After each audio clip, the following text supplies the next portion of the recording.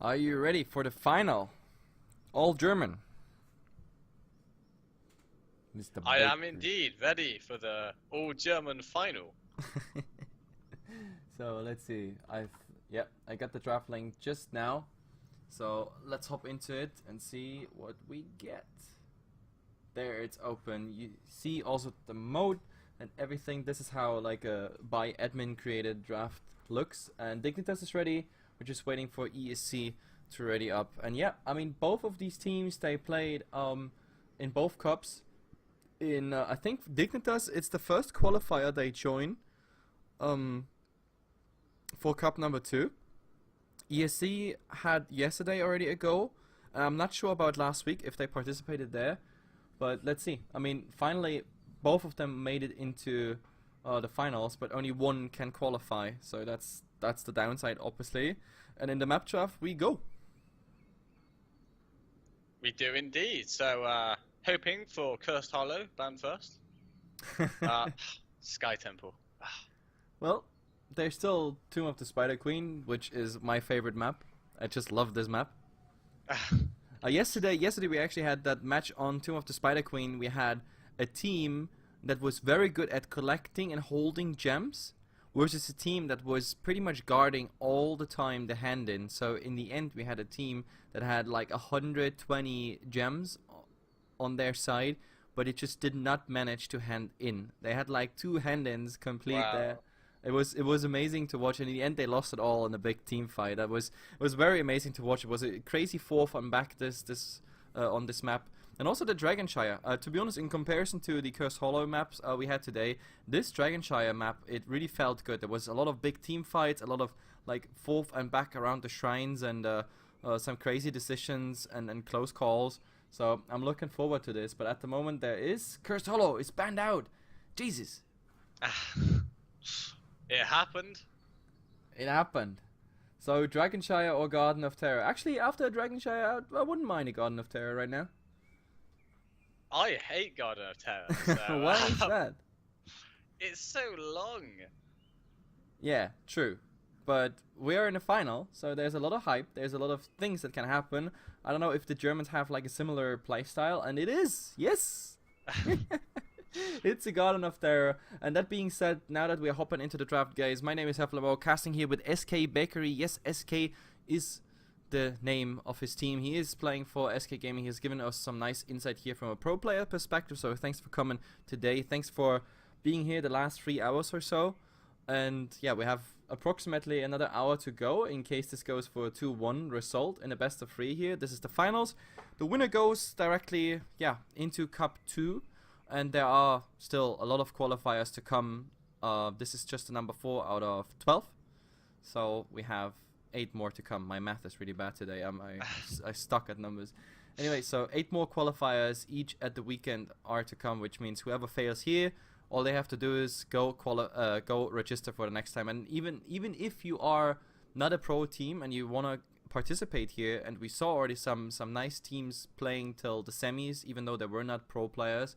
It's an open qualifier, so if you want to play, just make a team and register on Gosugamers.com. That's pretty much it. Anyway, we have different bans. A Jaina ban, I think, definitely warranted. ESC have shown their Jaina play to be pretty good. Of course, this tournament. I mean, the Vikings is something I understand. That's like totally standard, but that the Jaina is getting banned out, it's something new. But against ESC, I guess the Germans also scrimped against each other. So I mean, this is just a guess of mine. Like I don't know, but I just assume that maybe the German teams, they actually scrimped against each other and they know each other as players. They communicate in one language, so they probably know a lot about the playstyle of their enemy, which means we have interesting stuff to come now. So since they picked the Illidan first, which is also the first Illidan we see today, by the way, we get the answer directly. Sylvanas and Cigar, the pushing power in itself, the dual combo, it's just crazy what's coming out there. That's coming out by ESC since they don't get their Jaina. It is indeed. That does mean, by the way, they get 2 of the 4 ladies, considering that one of them's banned. Yeah. And we have to see now what else is there. The Vala plus the Illidan as the assassin cores. An No. early pick on Malfurion and Hammer coming out from Dignitas. Woo! Oh my, I love this. Different map, different bans, different picks. The Germans are not disappointing right now. I love it. So Illidan and Hammer for the first time today. Well, you see, they stick to the old school, boring stuff. No, I mean not boring. In action, it's of course not boring. It's just on the draft screen, it always looks the same. But that's a very nice approach, especially on Garden of Terror. Sergeant Hammer is not too bad. No, she's definitely not. I was saying earlier how I feel like Hammer's underrated. I'm hoping to be proved right here. Hammer works particularly well both with Illidan and with Malfurion, because it's a really strong sustained fight. Yep.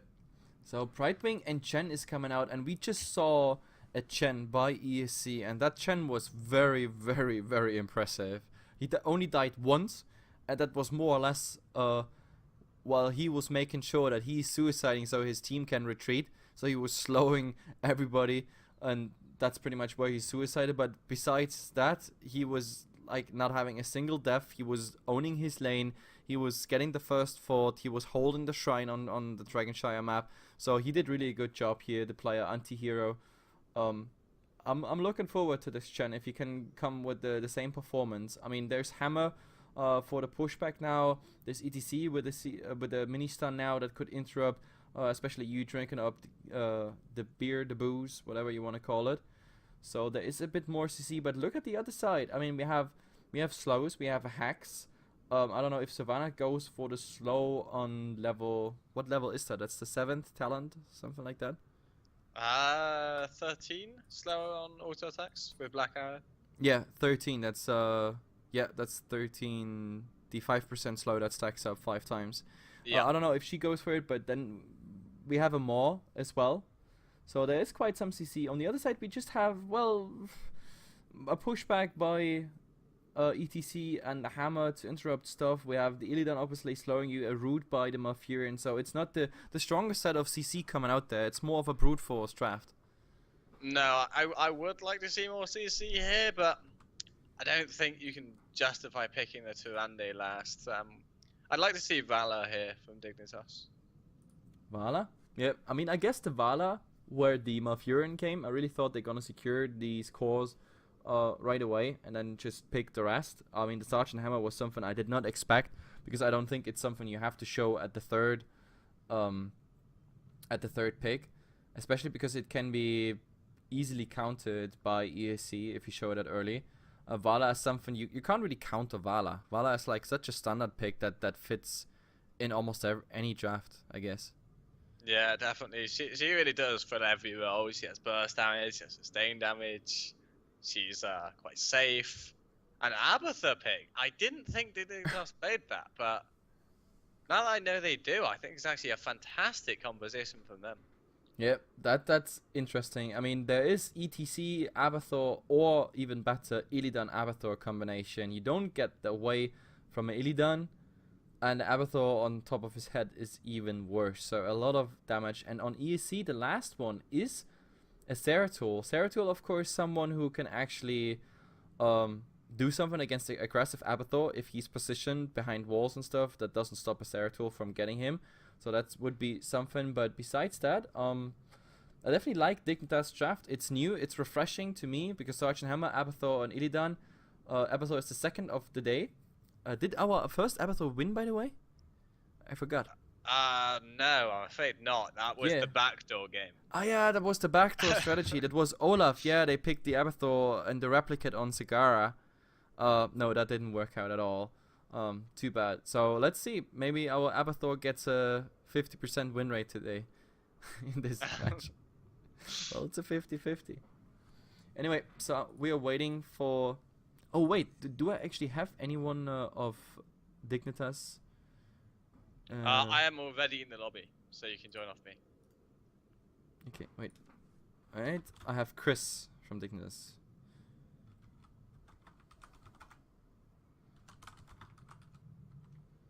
Don't ignore the caster. Okay, Baker, you invite me. I wanted to invite by the players, so they don't forget me. Oh, I was actually the last to join the lobby. Oh, that's bad. Yeah. Anyway, so swapping to our beautiful faces just to swap into in-game and show what we got here. Everybody seems to be ready, I hope, so let's get this started. Guys, this is the game number 1 of a best of 3 here, the finals. Winner goes and qualifies for cup number 2 with $5,000 on the line, plus hardware, obviously sponsored by Alienware and Rocket. Your casts are, well, me, you can forget about me, and wait, I have to actually close my window because someone is just throwing glass against something. That's not a sound you want to have on a microphone. Interesting. Yeah. By the way, what kind of? Oh, you don't see it. But the Vikings, they have a nice skin. It's this like futuristic looking one. How is that called? I believe that's their master skin. Is it? Okay. For a master skin, it's kind of ugly. Because the skin that comes with them is pajama. Yeah, true. But that's not that. But let's see. Anyway, where was I? I had completely lost my. You just did the like shout outs bit. Ah, and now we also know why we were waiting here. Sec individuum, I guess. Yeah. Has to restart PC or BattleNet. Oh, okay. BattleNet is shorter than PC. Definitely happy to see that corrects the BattleNet there. Yeah. I love, by the way, that ESC they have a lot of like fanboys in the chat. Like they actually have like active fans and stuff. There's this guy, for example, Nilksain or Nilksain. He's spamming the amazing stuff. The legend is that Greek gods were actually ESC members, but they went into what? Went into thousands of years of training, Thousands of years which training. is why they weren't heard of for so long. And then he also spammed another one, like something with Godzilla. Let me scroll up because it's fucking amazing. Where is it? Oh, here. Few people know that Godzilla was actually a real creature and a threat. Fortunately for the world, ESC took him down. See, that's fan devotion. Where are the Dignitas fans? We need Dignitas fans just like that. Do you have fans like this, by the way, Bakery? I know there are some people that follow Nick Hotz, for example. Every time he's on stream and casting with me or other people here on Gosugamers, he's like, "Oh, Nick, so hot, couch, yeah, yoo-hoo." Do you have fans? I do have fans actually. That's cool. And Quite I mean, surprising. you streaming, right? You're streaming as well? No, not yet. I'm actually getting that set up, so I should be streaming in 2 to 3 days time. Oh, that's nice. I mean, you're doing the clean feed now for the languages. So again, shout out to you for making that possible. So the other people like in French, Spanish, German, etc. can actually watch it. But yeah. So in the future, where can people actually see you on Twitch? Twitch.tv/TNBakery. TN Bakery. Yeah. Where's the TN from? So my alias used to be the Newer Bakery. Because I had a brother who called himself the New Bakery, so I called myself the New Bakery. Ah, okay. So it was your brother, your big brother. Yeah. Ah, okay. And as the smaller brother, you were just the newer one. Okay. I was indeed the newer one. And then when I first started playing a team in League, the Newer Bakery wouldn't fit. So I was like, oh no, I have to put TN Bakery. Yeah. And then I just decided to take the TN out because it kind of sucked. So now I'm just Bakery. I love the little stories always behind that. I'm so glad that actually my name is so unique and I have it for about 20 years now. So I'm pretty happy about all this.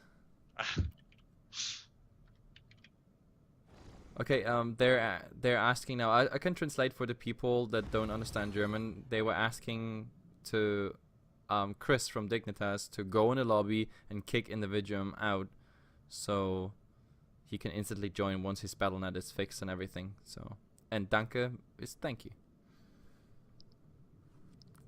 Interesting story, actually. I did German in school, and I passed it with an A, which is pretty much the highest. It's like A star A, and A star is the top like 1% or something like that. So in theory, I should be quite good at German. Okay, that's cool. So next time I meet you on a big event or something like that. Oh no, even better. Next time I'm doing an interview with SK Gaming on a big event, I choose you instead of you sending the others, and we talk German. That's fine. Interestingly, though, Now I comes know the big about but. 5 words of German. Completely forgotten all of it. No, that's the good thing about me. I was always fascinated by languages, and I always wanted to learn languages. So in school, I learned 3 different ones, and for example, Russian, because I'm pretty old and I was in East Germany where Russian was still an option. And it helped me a lot. In esport, even now, I mean, communicating with people from the CIS region, may it be sponsors, casters, etc. It's pretty nice. It's also pretty good because they always think that, like, Western people, the Gamborgos, they don't understand Russian, but I actually understand like quite a lot of Russian. So if they insult us publicly in a public channel and stuff, then I'm dropping a Russian sentence, and then they're pretty silent for a while. And of course, I live in other countries, like every year a different country or so. Right now, I'm living in Hungary, so that's a hard language to learn. But I grab a lot of Serbian and Romanian and everything here on the way on the Balkans. So that's, yeah. Oh, here, like, and sorry, der hat Ultra den Holz-PC. That means like he has a super wooden PC. That's like, yeah, Holz PC is like wooden PC. Oh Jesus, I'm running out of things to talk about because, guys, get ready, please. I mean, first off, as well, Met being slow, like, although luckily, the way that this tournament works, right? Is this where it carries seeding on? So is it if the first seed loses the 7th seed, they carry the first seed on? Does it work like that? Sorry, what? So the way that ESL works, if the 7th place team beats the first seed, they carry forward the first seed. So they are the first seed for the rest of the tournament. Does you mean then for the final event? For the no, I mean for the next qualifier then. No, I think the qualifier packet is randomly generated each time a new qualifier comes. Ah, I see. So next Saturday with qualifier number 5 and next Sunday with qualifier number 6, everything is just the same chances, same RNG for everyone.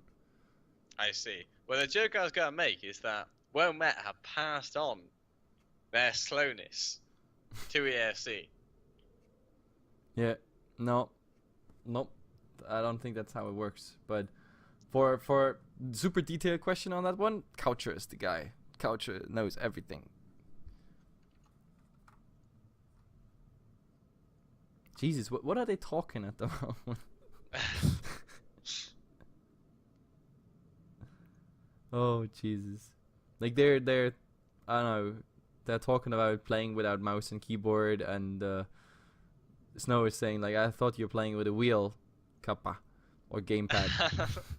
It's oh Jesus. Oh, now actually people like that's the hilarious part about the streaming and casting. The 2-minute delay on like tournament formats is that like 2 minute like people react 2 minutes later on what she said, and now people are, I don't know, they're laughing about laughing about my Russian stuff. Suka bled, yeah. Wood PC is very eco-friendly. Yeah, that's true. Well, they'd better be. Making us wait this long. No, but seriously, we could start. I really hope we were starting soon. But apparently, I don't know what his problem actually is. I mean, he tried to reconnect Battle.net and now he doesn't get into the lobby. Wait, let me communicate here.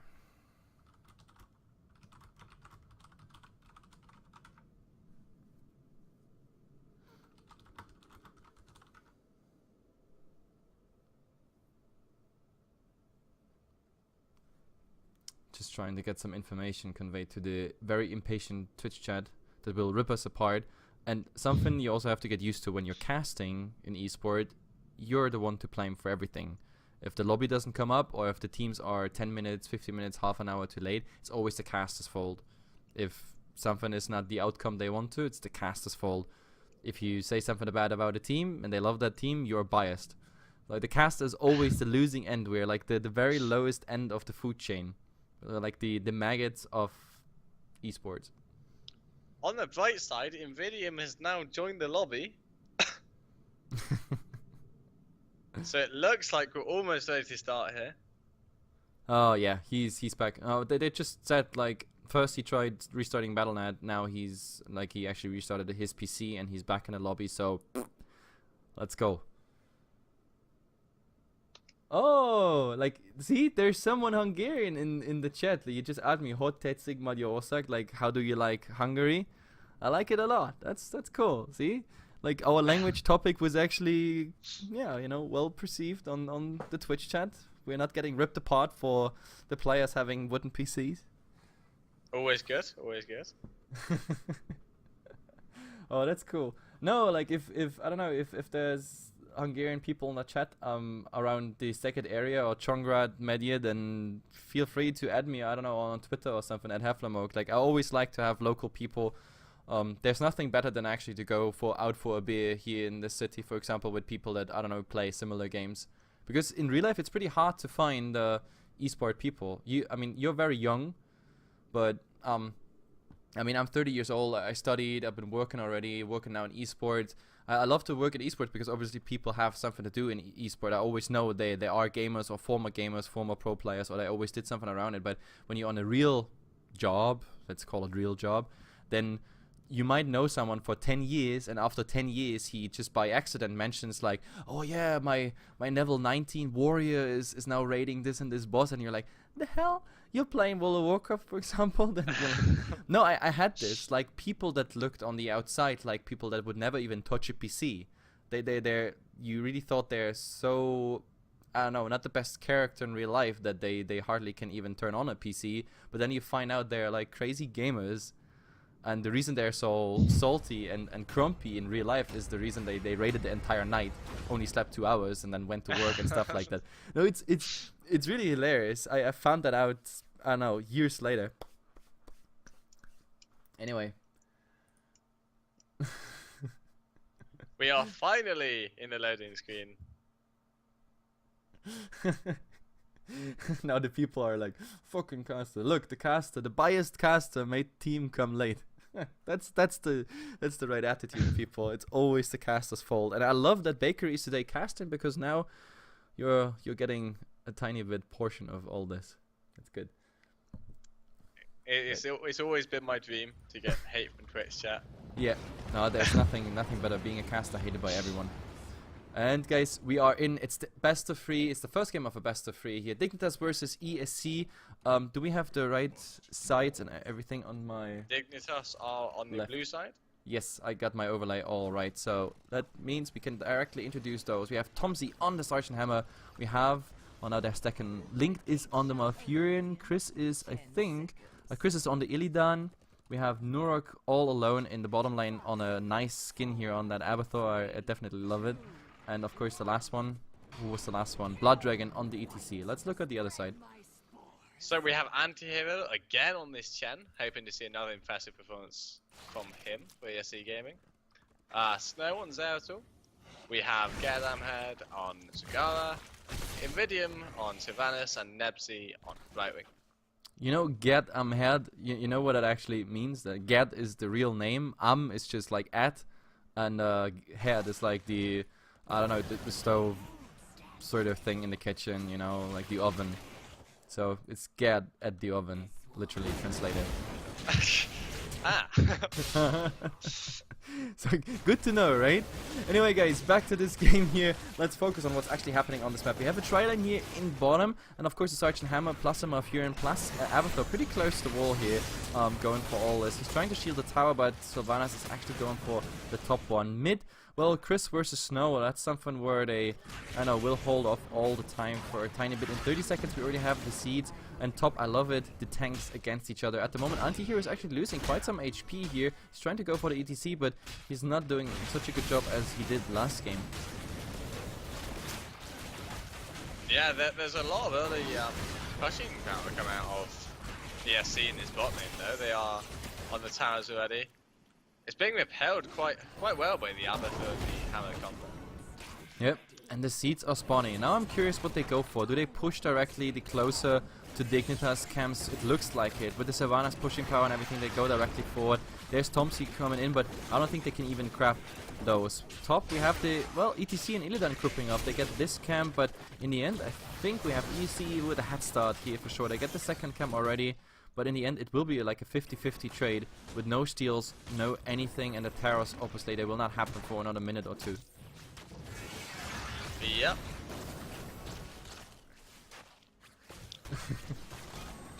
Oh, I'm still laughing at the chat. I'm so sorry. But now, actually, Anti-Hero managed to grab at least some seeds, so there is a tiny imbalance. It's not an exact 50-50 split, but of course, it's quite insignificant. Unless, of course, later into the game, you're actually like 2 seeds short or something, which we see sometimes. Looking at the talents, by the way, we don't have a Demolitionist this time on the Sagara, even though I like this talent, especially if you have this early push with the Savannahs, but it works this way too. The tower's already out of ammunition and they already got one down, so tiny bit experience advantage right now for ESC.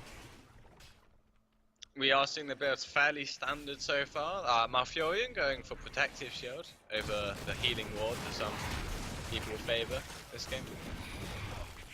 And we have no other healing ward coming out, so that's quite interesting. Top, they already started a Terror, but now ESC is rotating in and finishing it off.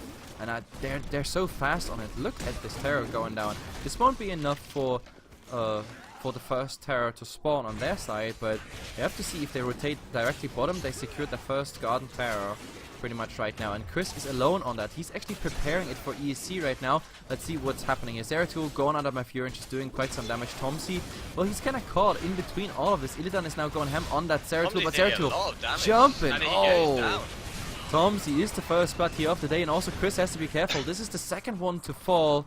So we love that draft, but at the moment it's just not working out because it's not an early game draft. That means they finish this Terror with ease, and we have the first Terror in, yeah, low 4 minutes. That's quite unusual for a Garden Terror map. No, the fantastic rotations came out of ESC there. They just couldn't quite. Dignitas just couldn't quite keep up. They needed to like fade the Terror, and they just tried to show it really didn't. So it really didn't pay off. In Anti-Hero top, he does pretty much what he did last game, just getting the ammunition out of the towers and everything, and just trying to do as much as possible damage. At the moment we have no one picking up that Terror. We have Zeratul standing at it, but he's waiting. What is he waiting for? Tell me. He's basically just. Okay. If he'd have waited longer, then I'd have got it. But they already started the camp.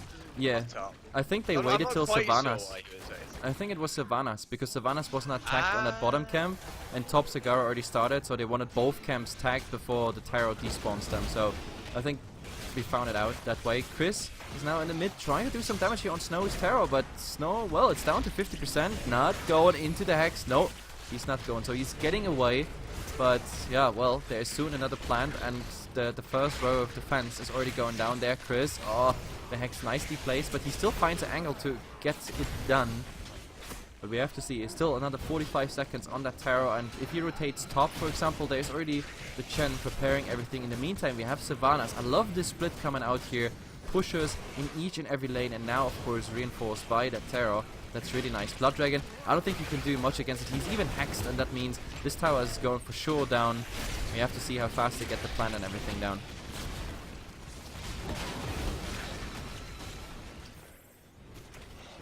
Let's see, what is Sagara doing right now? I think, is he rotating in mid? It's really just for experience. I mean, experience, we have a level advantage right now. That's kind of obvious because... Actually, in the bot lane is, Dignitas go aggressive onto Epstein. And it's not enough. They're at the wall. It pretty much stops here. Like Chris going super aggressive. That shows the potential of the Illidan. But, well, the Illidan gets stronger the longer the game pretty much goes. So we have to see if they can, yeah, get rid of this small disadvantage at the moment. Oh, Zeratul, he's looking for Nurok, but he's not jumping it. He's not jumping him. Not yet, anyway. It's quite risky. Like other Dignitas members were quite close. He was behind a fort and everything. So. Yep, and we also have the Augurs. They were bribed by the Pridewing, so you even take another camp away close to Dignitas' side. And now we have a level 9 versus level 11 almost situation. Anti-hero, he's just pushing top all he does, pretty much. Like, that's exactly what he did last game already, and he did it very efficiently. And now they even jump on Blood Dragon. He's helped out, of course, by the Abathur. In the end, it's not enough for a kill, but he loses tons of HP. Plus anti-hero, like that, that fort is soon out of ammunition. Yeah, they really do need to kind of make something happen here. They do have level 10 now, so it does give them a bit of a window. Yep, this window. They have only lost one fort. 2 forts, sorry. The bot one does indeed go down to Sylvanas. But with all the seeds spawning, position, and Zeratul does take down the Abathur in the bot lane there. Yep, that was so fast I didn't even catch it on camera. At least just got the corpse there. The seeds are spawning. I mean, it's a level 10 versus a level 12 situation. Yeah, this it's window. a bit cool out here, but the team has arrived. Oh, Chris, well, they're just gonna pick up the seeds, but the problem is there are 4 versus 2 situation. The Tranquility is coming out. Chris is trying to slide through, and he actually makes it out. Tomsy is also helping there, just pushing them back. And in the end, well, they repelled them. But Sylvanas, for example, now against ETC, going for those bottom seeds, and the ETC might be able to steal some. Yeah, Individual is actually just dodging it in the meantime. But you got at least some of them, and now he's just, yeah, tapping the well. I have to see. I mean, that ETC at the moment with the Abathur right on top of him. He's getting followed up, and Anti-Hero is directly on top of him here, and with all that slow. Yeah, he's stage diving. Nice stage dive. Jesus, that was really close. But of course, it's a stage dive used for nothing, like not an initiation or damage or anything like that. Which means, like Chris at the moment, they're going for that Tarot, which means they secured their Tarot, and they need to steal some of those seeds, but it's not really happening at the moment. Oh, ow! I was saying that too early because the Zeratul is actually coming in there, and they hold. Well, they hold at least one in position right now. It's Tomsy, but he still has the afterburn there, speeding away. Individuum, he gotta be careful, and Wailing Arrow on Chris. Well, that was a bit too much. Going against 5 heroes. It looks like a bit of a miscommunication there. Chris just going in when the rest of his team was busy getting out. So. Yeah, and look at Anti-Hero, just blocking out Link there, completely secluded from his team. Tomsy can't do anything but just watching what's happening. In the meantime, of course, we have Blood Dragon on the Terror already doing his work. Nobody's focusing at the moment, as well as Abathur pushing here bottom, where Individual can't really do anything. Just got soloed out by a monstrosity. Yep. That's I mean, it's pretty nice to see. They hex it at the moment, and I don't even think that's enough damage. But well, the fort is pretty much down. Like lost a lot of HP right there. Blood Dragon now he's in trouble. Of course, he can still run away, but going against Anti-Hero, he doesn't really care too much. But of course, if he's hexed, it's not gonna happen. He's just sleeping out. And Blood Dragon, I think he has to leave this spot here in the mid. There's just too many of ESC at the moment grouping up. Just too much damage coming his way. I mean, it really did depend. Like that entire sequence of plays really did depend on what Dignitas could get done with this Terror. So far, not much. Yep, not much. And this bottom Terror, if they get it all, that should be, my math is bad, 67. Yes. That is indeed enough. Yep. You can tell, by the way, if the seed is open, there is enough. If it is closed, there's not enough. Oh, right, so, yeah. as we can see with the Dignitas, it's closed, and for ESC, it's open. So, but there's the stage dive into 4. This was a beautiful one, but he's instantly hexed and now taking tons of damage here. And the Void Prison just, I don't know, slowing down the inevitable. Yeah, there's the Wailing Arrow on all 3. That's so hurting. Chris is still trying to do the right thing, but Tomsy is the next target to fall. There's the Metamorphosis, but Chris, I think this is too late. He won't have enough damage. He's hexed now. Malfurion has to run away. The support of Chris is just waning away, and now it's 4 versus Chris, but I'm sorry, Chris. You're not gonna make this. Malfurion, the lone survivor. Of course, the coward here, Mr. Abathur. It's a Slapator, actually, because he's going melee now. He's going full out. It's a bit of a weird engagement there.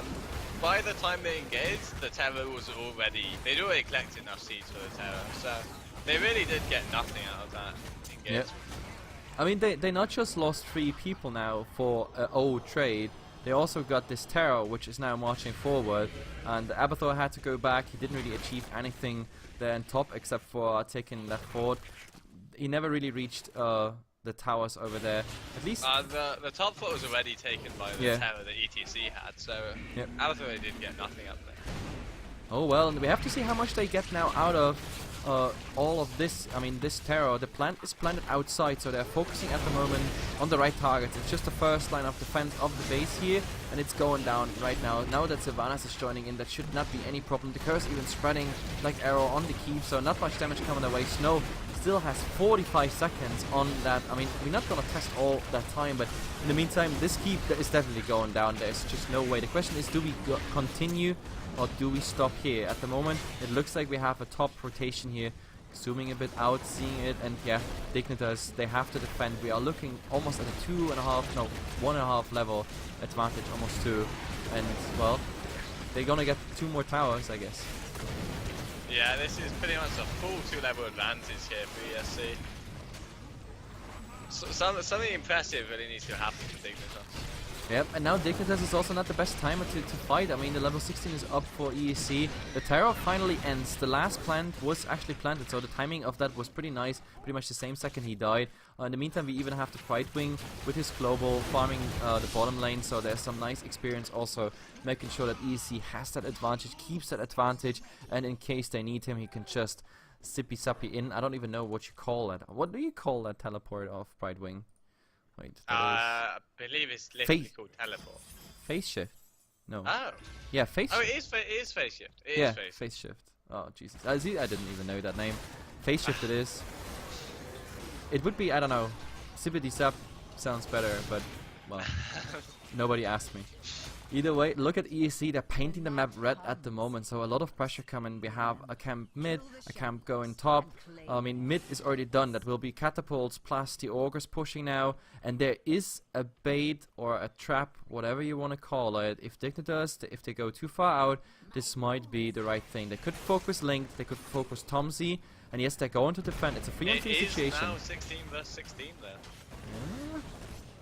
Let's see. I mean, the seeds are spawning at the same time, so maybe they just dropped this. Maybe this was not even meant to be aggressive. They just go for the seeds, and look at this. One camp is secured, second by Sagara. Bottom, no one is actually going for it, while the Pride Wing is pushing against ETC, but of course it's more or less stealing time at the moment, and the ETC can't really do anything here. Sure, he does some damage, but look, there's a rotation in Blood Dragon. I mean, he still has to dive, but what if there is an intro like this one? The Hex is coming out, and well, Anti-Hero is on him, but now he's going back.